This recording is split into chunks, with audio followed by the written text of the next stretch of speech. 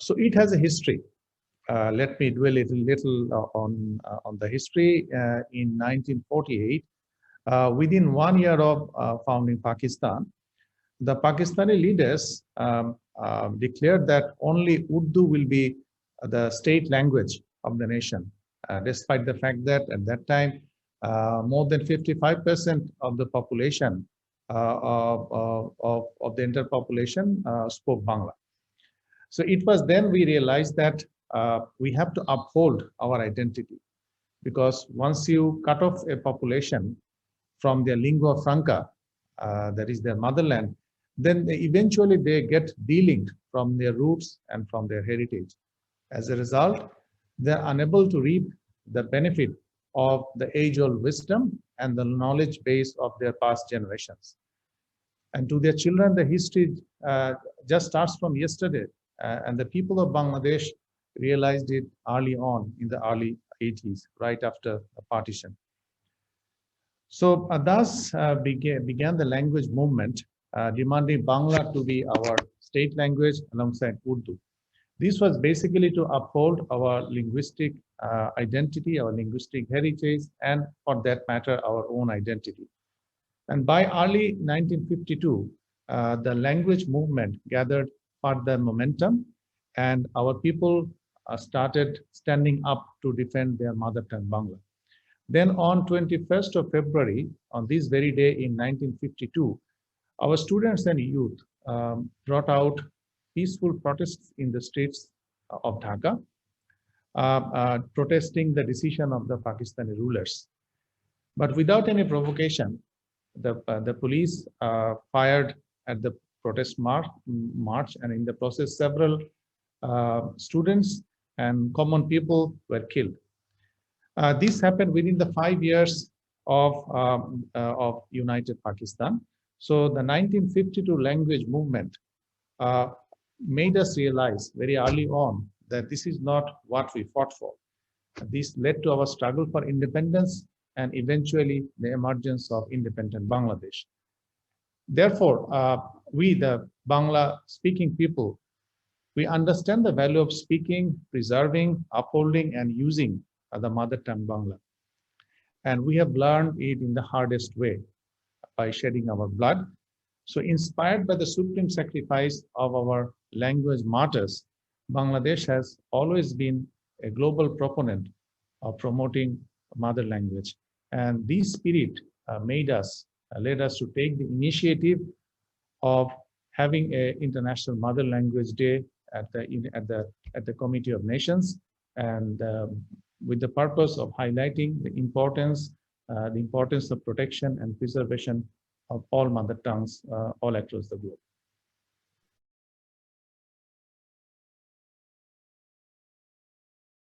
Yes, internally, we have been doing a number of things. I will mention only a few.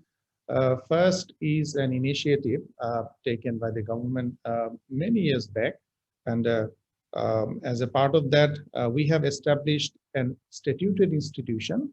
We call it the International Mother Language Institution, a kind of unique institution. And the purpose behind setting up this institution is to conduct research for preserving the endangered languages and upholding their dignity. Now, the main purposes and the mission of the International Mother Language Institute are of course a little varied and diverse. They are working for the collection and preservation of languages of different ethnic groups in different nations and countries worldwide. They also conduct research and training program in this regard. They collect information of different language movements, including our own language movement.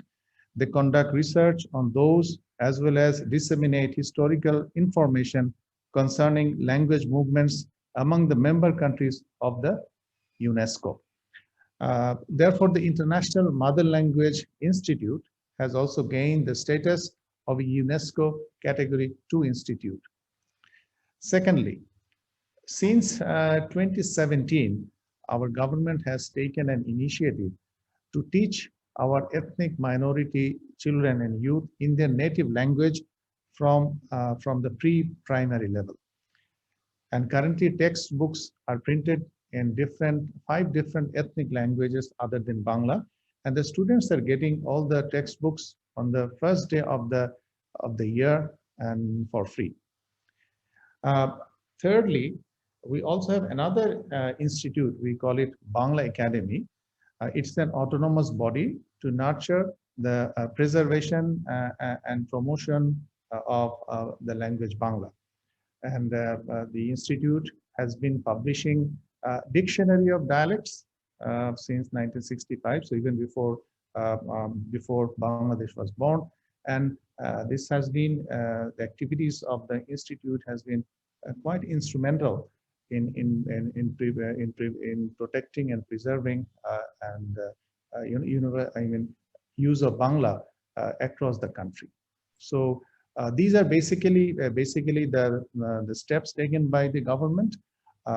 But over the years, there has been many fine-tuning. The scope of the work has expanded, and that is why Bangla is we use Bangla in all our official communications and all in parallel with English.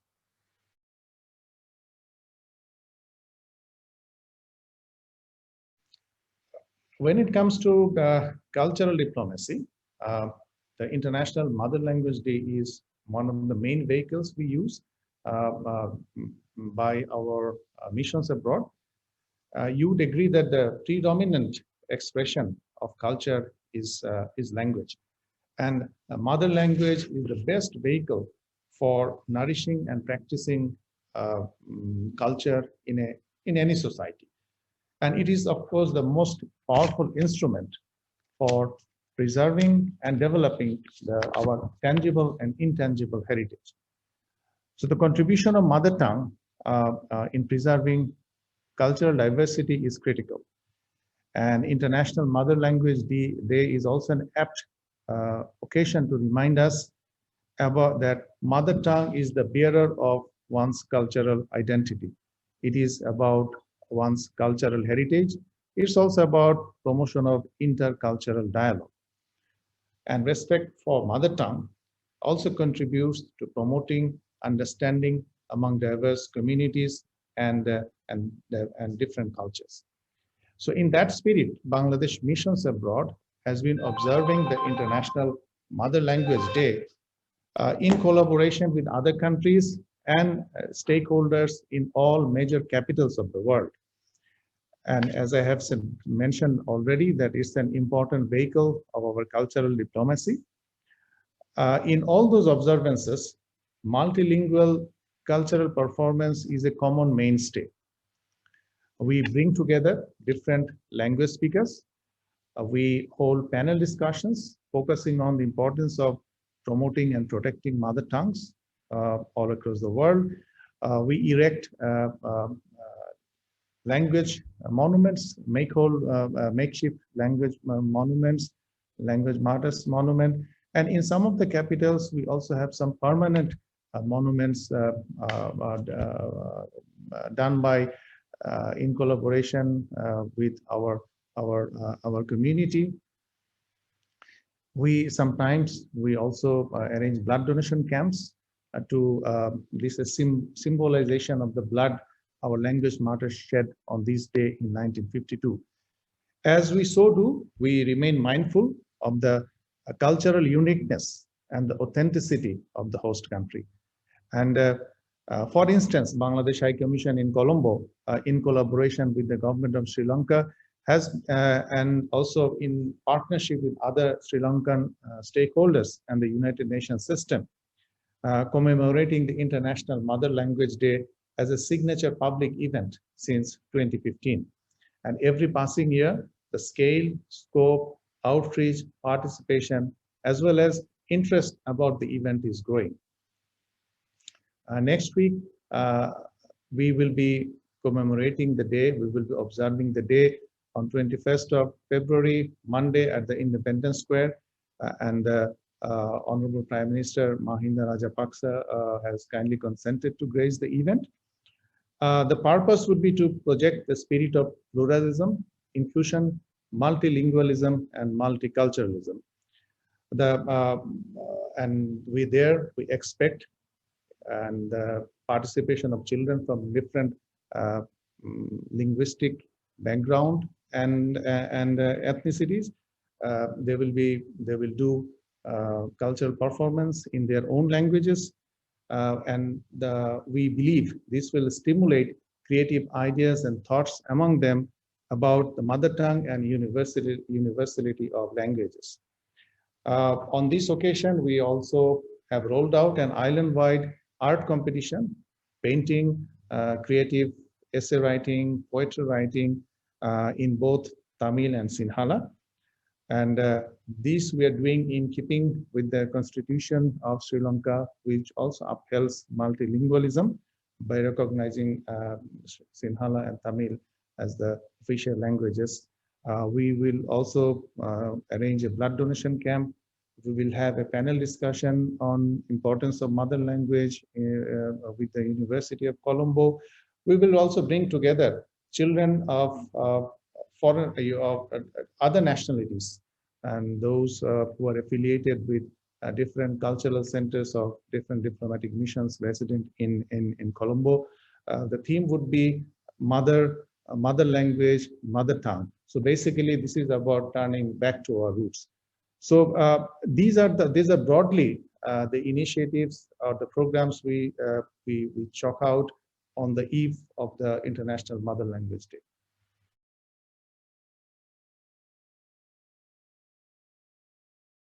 This is a grim reality that often escapes our attention. You must be knowing that every 2 weeks, a language disappears from the face of the earth, and with it, it takes away our culture, our heritage, our cumulative knowledge, and this is an irreparable loss. And the purpose of having this International Mother Language Day is exactly to turn the tide. Through multiple General Assembly resolutions, the United Nations member states, while welcoming the proclamation of UNESCO to observe the International Mother Language Day on 21st of February, they also at the same time express their resolve to preserve and protect all mother tongues across the globe, particularly those facing extinction. So we have a huge mandate from the Committee of Nations. Therefore, observance of the day impresses upon the governments, the policy makers, to step up their obligations towards protecting and promoting mother tongue. So as we observe the day in different capitals, governments and people are becoming more aware, they're becoming more conscious about the importance of protecting mother tongues.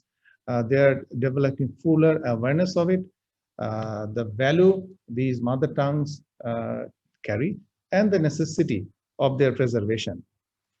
In many capitals, particularly at the United Nations headquarters, while observing the day, we partner with certain countries, those countries who are facing particular challenges in protecting their indigenous languages spoken by smaller group of people and which are facing extinction.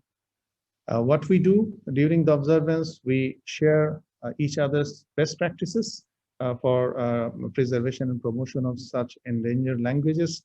And through this exercise, we are developing a critical mass of member states, which will only grow in the years to come.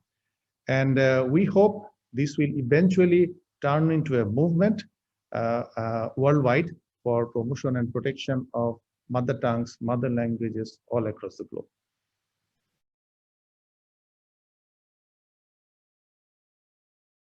You know, this has, again, the genesis lies in the language movement of 1952.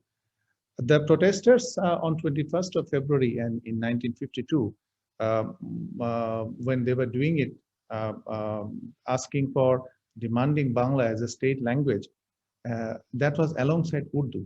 So the concept of multilingualism was implanted there. And ever since 1952, as we observe the day throughout the country, we do that with that solemn goal in our mind, that solemn main goal in our mind. And today, if you go to Bangladesh, you will see that there are many dialects spoken by people from different regions, and there are also different languages spoken by different ethnic groups. Therefore, the International Mother Language Day, it not only commemorates multilingualism, rather it takes it to a next level.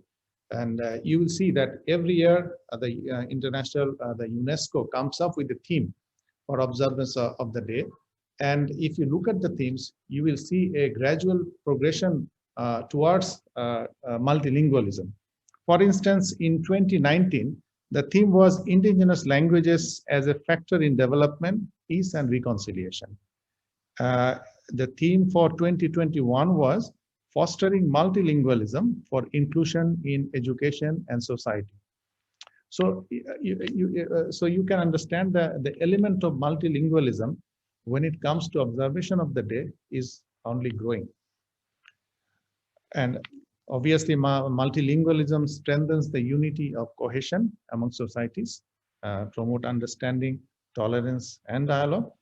And these are all vital prerequisites for achieving the sustainable development goals. Multilingualism also contributes to maintenance of peace, harmony, and stability towards promotion of deeper trust, understanding, confidence among diverse communities and cultures. And it also promotes a culture of peace and non-violence. Therefore, multilingualism celebrates unity and diversity. Multilingualism is also essential because 40% of the world's population do not have access to education in the language they speak or they understand the best. It hinders their learning. It hinders their access to their heritage and their cultural expressions. And mother language can be an important vehicle to overcome these obstacles because evidence shows that learning first in one's mother tongue, in one's mother language, leads to better outcome, leads to a lasting outcome. Therefore, the impact of multilingualism is very deep, is very profound, is very widespread.